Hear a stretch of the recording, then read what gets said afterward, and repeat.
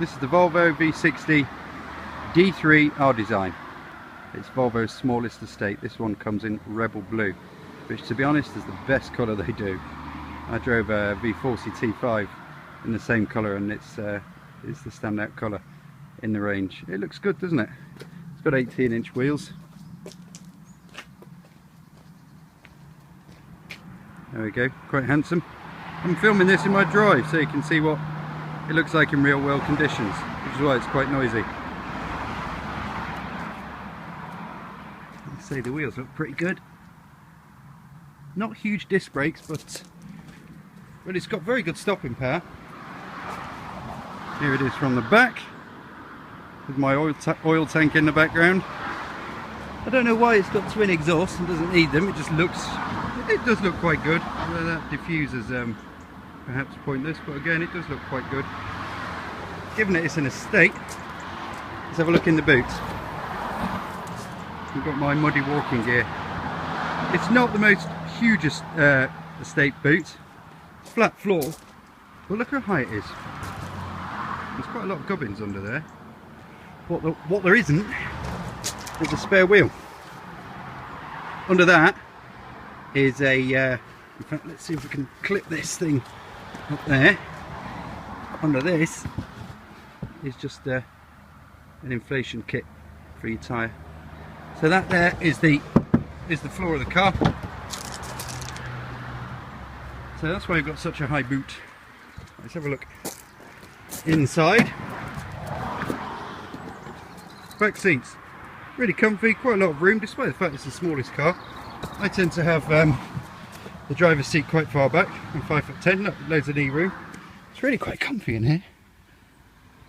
Let's shut the door, keep that noise out. There's the front of the car. I'm going to start it up in a minute so you can see it's got the electronic dash and everything comes to life. This is Geartronics, a 6-speed automatic gearbox. All Volvos are starting to look the same on the inside. The V40 is the same, and you know what, that's a good thing because it's a really nice car. Really nice car. Volvo are really onto something at the moment. They're getting the basics of their cars right, and the D3 engine's got 136 horsepower. It's got 350 Newton meters of torque, which I need to convert into pounds per square foot. I'll do that in my written review.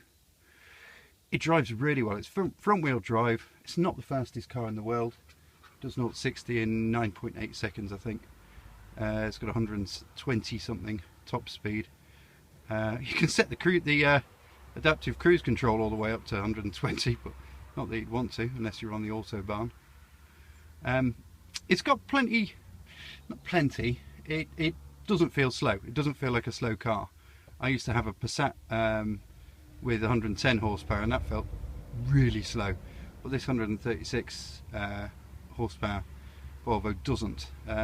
It is really nice to drive. The chassis is great, the suspension's great, the ride is great, really very good, almost Jaguar-like ride. They've got it absolutely sussed. Volvo developed their cars with the Polestar drivers, and so it handles well. It does not understeer at all. Obviously it doesn't oversteer either because it's front wheel drive, but it's a really comfy car to drive on the road, and I did 200 miles in it yesterday.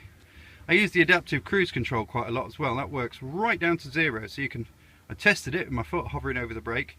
You can drive on the motorway and come off the slip road, and you can go around a few roundabouts, and it only stops working when you go stationary. But as long as you keep the speed set to whatever road you're on, it's a fantastic system. Let's go to the front.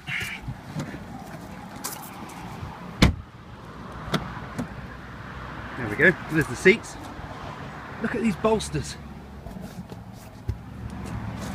These are the R-Design seats, and they are massively comfy. Look, I've even gone to a bit of attention to make the pedals look nice, even though I've done my best to make everything filthy. I'm filming this in mid-October and it's been quite revolting weather. Right, engine stop, keys in my pocket, I think.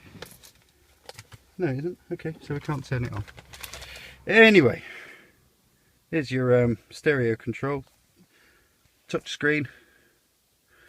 It does everything fairly sensibly. You've got navigation, radio, no digital radio, which is a bit of a pain. Media disconnects to your phone, plays by Bluetooth or cable, so you can charge your phone up in here. See the little USB thing there? It's really clear, good stereo. It streams music directly from your iPod or iPhone or whatever you've got. I'm really massively impressed with this car. It does 42 miles to the gallon in real world conditions.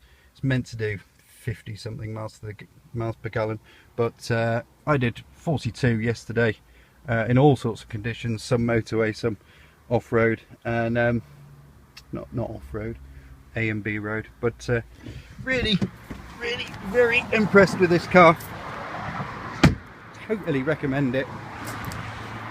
And I'm going to do this, and I've left the boot open.